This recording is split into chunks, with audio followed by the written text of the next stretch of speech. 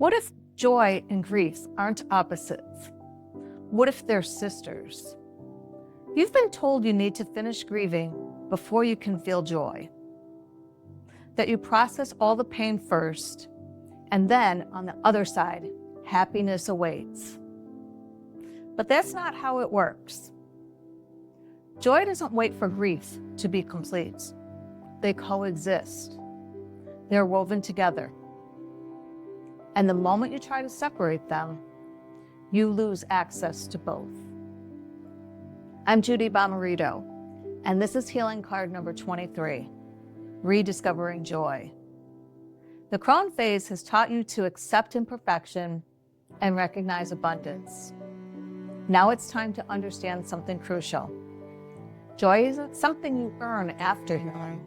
It's part of how you heal. Here's what blocks most people from experiencing joy.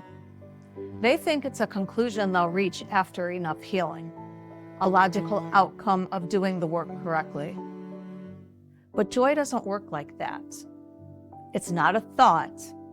It's not an achievement. It's not something you think your way into. Joy is a bodily experience.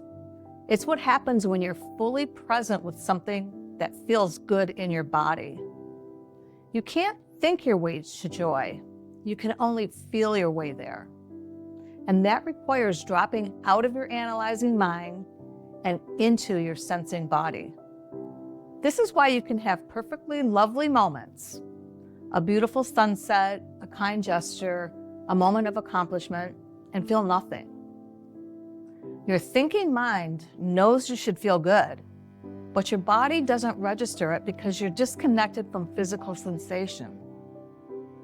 Rediscovering joy isn't about changing your circumstances. It's about coming back into your body and reconnecting to sensations you learned to ignore. When you grow up in an environment where you must monitor someone else's emotional state to stay safe, you disconnect from your own body's signals. You can't afford to feel what you feel. You need to manage what they feel. This means your body's signals, I'm tired, I'm hungry, I'm scared, I'm delighted, become background noise you learn to ignore. And when you disconnect from your body to survive, you lose access to joy. Because joy is a sensation, not a concept. It lives in your body, not your mind. This is why healing requires more than understanding your past. Understanding lives in your head. Joy lives in your body. You need to reconnect the two. The signs you're disconnected from your body. You can't tell when you're hungry or full. You push through exhaustion without noticing. You feel numb more often than you feel anything specific. Pleasurable moments register intellectually, but not emotionally. You're always in your head, rarely present to physical sensation. If this describes you, you're not broken, you're defended, and joy can't penetrate defense. There's a dangerous myth. You have to finish grieving before you're allowed to feel joy. That these emotions are sequential, not simultaneous. This myth keeps you stuck. Because grief about your past isn't something you finish. It comes in waves. It resurfaces, it changes form, but doesn't disappear. If you wait until grief is gone before you let yourself feel joy, you'll wait forever. The truth? Joy and grief coexist. You don't put away your grief before you're allowed to feel joy. You hold both. You feel both, sometimes in the same breath. Life isn't compartmentalized. Being fully alive means feeling everything, the grief and the joy, the loss and the beauty, the pain and the pleasure. The freedom comes when you stop making them mutually exclusive, when you realize that you can grieve what you didn't receive and still feel moments of delight in what's present now. This isn't toxic positivity. It's not spiritual bypassing. It's the full range of human emotion that becomes available when you stop forcing yourself to feel one thing at a time. You probably think you can't feel joy because of your circumstances, because your story isn't resolved, because your relationship with your parent is still broken or they're gone, because you still have healing work to do. But circumstances aren't what block joy. Emotions are. Guilt blocks joy. You feel guilty for feeling good when they suffered. You think experiencing pleasure is a betrayal of their pain. Loyalty blocks joy. You believe staying heavy is how you honor what was hard. That feeling good means you're minimizing what happened. Fear blocks joy.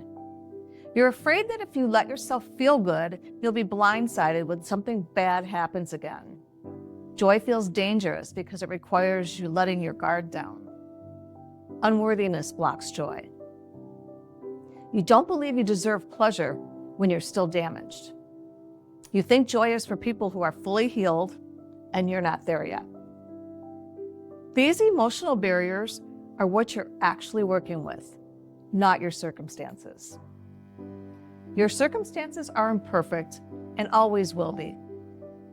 Your story is unresolved and may always be. Your past hurt you, and that can't be undone. But you can work with guilt. You can question misplaced loyalty. You can address fear. You can challenge unworthiness. Ask yourself, what do I believe will happen if I let myself feel joy? What am I protecting by staying heavy? Who am I being loyal to by refusing pleasure? What would I need to believe about myself to deserve joy right now? These questions reveal your actual barriers. And unlike your past, these can work with you. Children naturally know where joy lives: in play, in creativity, in absorption, in curiosity, in the body moving and creating and exploring. Traumatized adults forget this. They think joy requires perfect circumstances, complete healing, or someone else's approval. But joy lives in unstructured moments where you're absorbed in something for no reason other than it feels good to do it. Here are some examples of where joy lives. Physical movement your body enjoys. Creating something with your hands. Sensory pleasure. Taste, touch, sound, sight, smell. Flow states where time disappears. Play that serves no productive purpose. Moments of genuine connection. Your body doing what it wants to do instead of what it should do.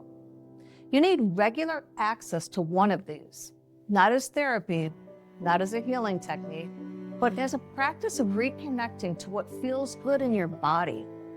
This isn't frivolous. This is how you train your nervous system that pleasure is safe. This is how you prove to yourself that joy is accessible, even when your life is imperfect. When was the last time you did something purely because it felt good in your body to do it? Not because it was productive or healthy or would lead somewhere, but just because doing it itself was pleasurable. That's your assignment. Find it, do it regularly. Here's something most people don't understand. Experiencing joy is itself a form of forgiveness. Not the performative kind where you say the words and force yourself to feel something you don't feel, but the real kind where you stop letting what they couldn't give you determine what you're allowed to feel now. When you feel genuinely joyful in your life, you're demonstrating that your capacity for joy doesn't depend on them, that they couldn't give it to you, but they also couldn't take it from you permanently. You're feeling alive despite their absence or their failures. You're experiencing delight in the midst of an imperfect story. And in doing that, you're releasing your grip on the idea that they owed you joy, that you can't have it without them providing it. This is forgiveness in action. You reclaim your full emotional range without their permission. You stop making your aliveness contingent on them. You prove what they couldn't give you isn't the only source. You demonstrate that you can create joy for yourself. Forgiveness doesn't mean condoning what happened. It means refusing to let what happened steal your present moment capacity for joy. When you can feel genuinely joyful despite your imperfect story, you've forgiven. Not because they deserve it, but because you no longer are a prisoner by what they couldn't give. This week's practice is simple, but potentially uncomfortable. Following your body's yes. Once a day for 7 days, do something purely because your body says yes to it. The practice. Once a day, ask your body, what would feel good right now? Then listen. Not to what you think you should want, not to what's productive, to what your body actually wants. Maybe it's stretching in a particular way, standing in sunlight for a moment, dancing to one song with no one watching, taking off your shoes and feeling the ground, drinking something and actually tasting it, making sound, humming, singing, anything, moving in any way that feels satisfying, lying down and breathing deeply. Any physical sensation your body craves, then do it for 2 to 3 minutes. No goal, just the experience of your body doing something that feels good. Notice what happens. Where do you feel joy in your body? What happens to your breathing, your muscles, your energy? What barriers come up? Guilt, self-consciousness, the urge to be productive. You're not thinking about joy. You're practicing feeling it. You're training your body to recognize pleasure as safe. You're reconnecting to sensations you've learned to override. Set a daily alarm labeled Body's Yes and commit to it for 1 week. Joy isn't something you earn at the end of healing. It's something your body feels when you're fully present and something registers as good. It doesn't require your story to be resolved. It doesn't require your parents to have been different. It doesn't require you to be finished healing. It requires you to be present, to be in your body, and to be willing to feel pleasure even when pain is also present. Card 21 taught you to stop waiting for perfect. Card 22 taught you to recognize what's already present. Card 23 teaches you to feel, to come back into your body and reclaim your capacity for physical, visceral joy. The barriers to joy aren't circumstantial, they're emotional. Work with the guilt, the loyalty, the fear, the unworthiness. Those you can change. Joy and grief aren't opposites, they're companions. Stop waiting for one to leave before you allow the other. Joy lives in your body, not your thoughts. Reconnect to physical sensation. Follow your body's yes. Share in the comments, what does your body want to feel? What small yes are you giving yourself permission to follow? Subscribe to continue this journey. Next week is a special Thanksgiving episode exploring how we hold what's hard while acknowledging what's real. Practice following your body's yes every day this week. Ask, listen, do, feel. The crone knows you can grieve and laugh in the same breath. You can carry wounds and dance. You can hold complexity and feel moments of pure delight. Stop thinking about joy. Start feeling it. Your body remembers how.